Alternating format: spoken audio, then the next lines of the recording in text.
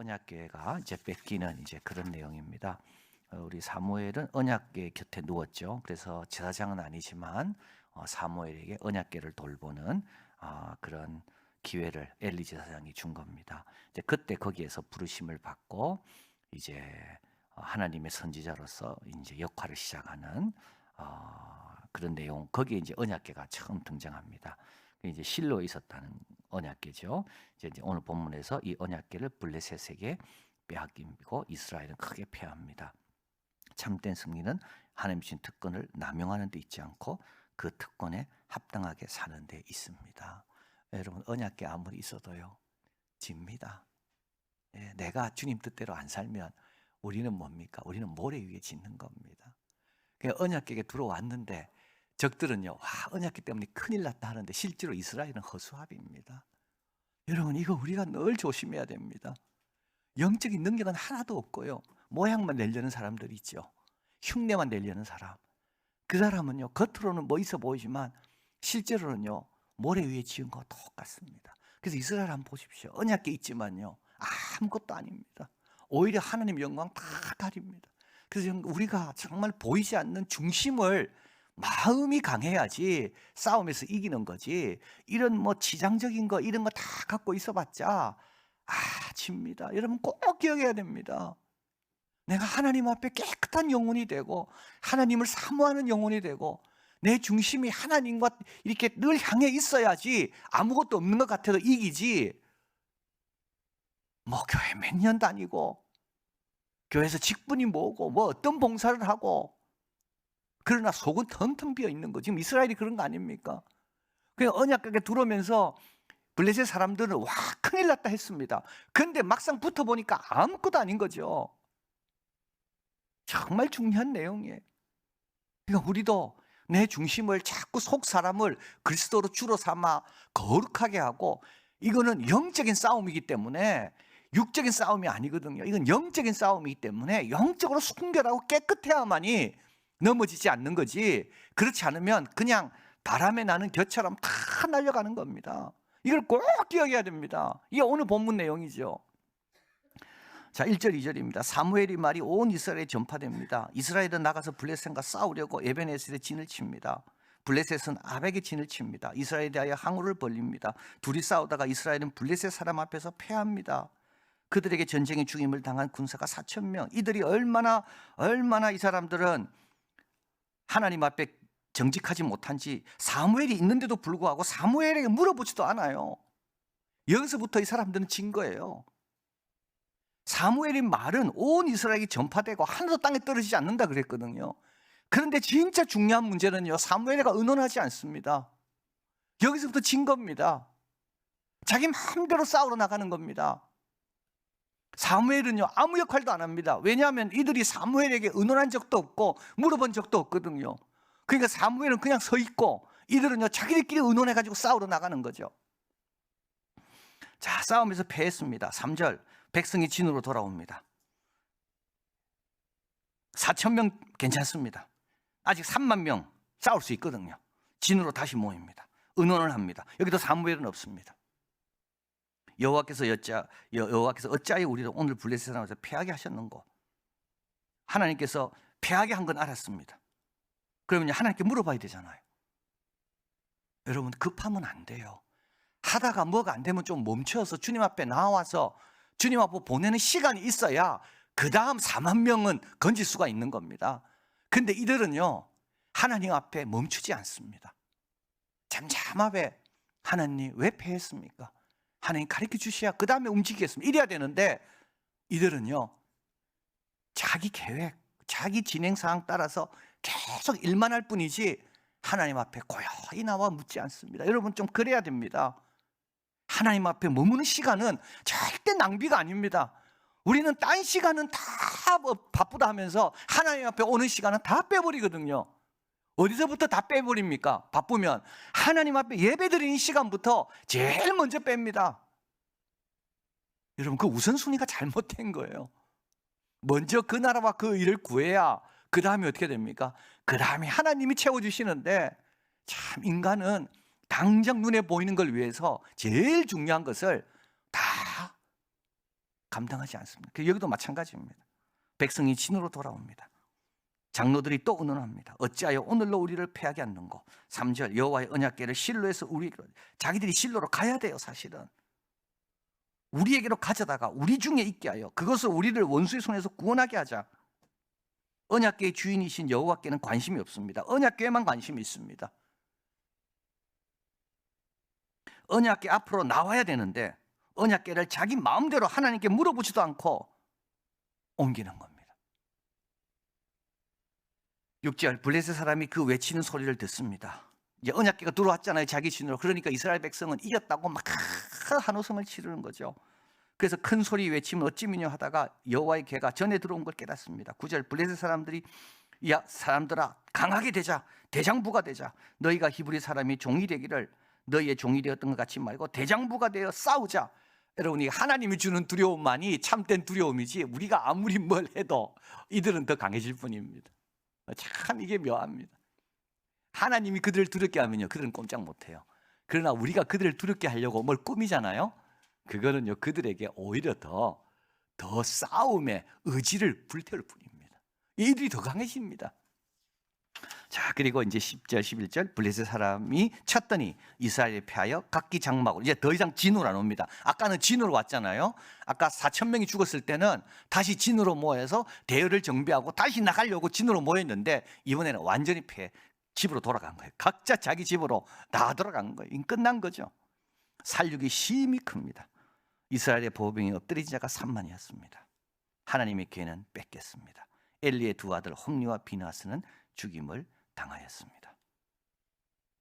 특권에 합당하게 살지 않는 자는 이 특권이 아무런 안전도 제공해 주지 않습니다. 언약궤가 도울 줄 알았지만 하나님이 도와주시는 거죠. 근데 하나님은 누굴 돕습니까? 하나님 앞에 진실되게 나오는 사람을 하나님은 돕습니다. 여러분 하나님을 우습게 여기면 안 됩니다. 하나님은 만홀히 여김을 받지 않습니다. 그리고요 악한 세력도요 우리 다 알아봅니다. 우리가 진정으로 하나님께 매달리고요 진정으로 하나님 앞에 붙어있는 사람은요 악한 것들이 건드릴 수가 없어요. 그러나 이브에게 말을 걸어보니까 알잖아요. 이 뱀이, 강교한 뱀이 이브에게 말을 걸어보니까 이분은 하나님에 대해서 좀 좋은 마음도 안 가지고 있고 말씀도 확실히 모르고, 그러니까 더 세게 나오잖아요. 자, 예루살렘에 성전이 있었습니다. 그러나 남유다는 멸망했습니다. 성전이 있으면 멸망하지 않았지 않았습니다. 아니 이 성전이 어떻게 지은 성전이고 하나님의 이름을 두신 곳인데, 근데 하나님은 안 그렇습니다. 성전도 멸망시키는 분입니다. 자, 그래서 이제 비로소 깨닫게 되는 언약궤의 가치입니다. 13절 언약궤도 뺏겼고 다 졌고 3만 명이나 우리는 죽었고, 이걸 이제 소식을 막 갖고 오는 거죠. 지금 실로로 누가 막 달려와서 이제 제사장, 왜냐하면 실로에서 언약궤가 출발했기 때문에 이제 제사장이 알려주는 겁니다. 그 사람이 성에 들어옵니다. 이 실로 성입니다. 온 성이 하나님 앞에 회개하고 부르짖습니다. 자, 그리고 엘리 제사장입니다. 13절 그가 이럴 때 엘리가 길 곁에서 자기 의자에 앉아 기다리며 마음이 여호와께로 인하여 떨립니다. 하나님의 궤를 말할 때 엘리가 자기 의자에 자빠져 문 곁에서 목이 부러져 죽습니다. 나이 많고 비둔한 영구입니다. 엘리는요 자기 두 아들이 죽을 때만 소식 들을 때는 별로 충격 안 받았습니다. 그러나 언약궤를 뺏겼다는 말에 충격받고 의자에서 떨어져 죽습니다. 엘리 이스라엘 사사가 된 지 40년이었습니다. 엘리의 심정은 다음과 같다고 이야기합니다. 언약궤가 사라질지인데 이 세상의 모든 것이요 심지어 생명까지도 안녕이다. 자, 그리고 이제 그 엘리의 아들 중에 한 명 비느하스죠. 비느하스의 아내가 이제 요때 마침 이때 이제 아기를 낳을 그때인데요. 이제 20절 22절입니다. 이제 너무 상구가 고통이 심해서 이제 죽어갈 때 곁에 있었던 여인들이 그에게 이르되 두려워 말라 내가 아들을 낳았다 하되 그가 대답지도 아니하고 관념치도 않습니다. 그의 관심이 어디 있다고요? 영광이 이스라엘을 떠났는 것에 관심이 있습니다. 아이 이름을 이가봇이라고 합니다. 왜냐? 하나님의 궤가 뺏겼고 시부와 남편이 죽었음을 인하며 더 중요한 것은 하나님의 궤를 빼앗겼으므로 영광이 이스라엘에서 떠났다 하였더라. 가정의 파멸보다 더 크고 더 슬픈 건 뭡니까? 언약궤를 뺏기는 겁니다. 영광이 떠나는 겁니다. 물질 많고 믿음 없는 건 이런 겁니다. 다 괜찮은데요, 믿음은 하나도 없어요.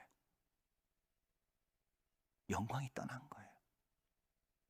아브라함의 영광은 물질이 아니고 하나님이잖아요. 야곱도 이삭도 그들의 영광은 하나님이 함께하는 게 영광이지, 그들이 뭐 부자가 되고 뭐 유명하게 되고, 하나님 그렇게 하려고 택한 게 아니거든요. 자, 언약궤는 출애굽하면서 시내산에서 받은 계명에 있는 상징입니다. 십계명. 얼마나 이게 시내산에서 두 번째 돌판에서 하나님이 새겨준 십계명이 어디 있다고, 이 언약궤 안에 있는 겁니다. 예, 그때로부터 출애굽하면서 사사시대를 지나가지고 지금까지 한 370년을 이스라엘 백성과 함께한 것이 언약궤입니다. 근데 이 언약궤를 뺏긴 겁니다. 이 유산은, 이 언약궤의 유산은 엘리 개인의 생명보다 비느하스 아내처럼 가정의 문제보다도 더 중요한 게 언약궤입니다. 그러니까 이스라엘 백성이요, 그래도 영성은 좀 있는 겁니다. 내가 죽는 것보다 더 지금 안타까운 건 뭐라고요? 언약궤를 뺏겼다는 겁니다. 내 두 아들이 죽는 것보다 지금 내가 더 괴로운 건 뭡니까? 370년 동안 내려온 이 귀한 십계명을, 하나님의 말씀을 우리가 잃어버린 겁니다.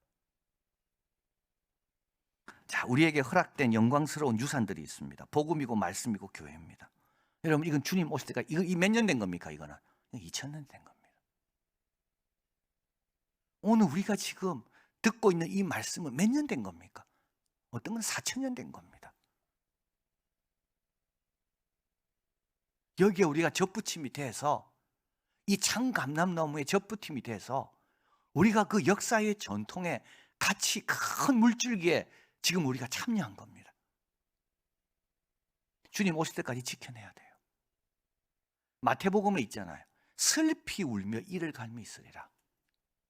이래 되면 안 됩니다. 왜 슬피 울며 이를 갈미 있을까요? 그들은 기회를 놓쳤거든요. 하나님 기회를 주셨는데도. 그래서 슬피 울며 이를 가는 겁니다. 달란트 주시고 시간도 다 주시고, 그리고 또 그물 안에 좋은 고기와 안 좋은 고기를 같이 넣어서 좋은 고기가 될 수 있는 기회도 다 주셨고, 근데도 변하지 않은 거예요. 그래서 나중에 어떻게 됩니까?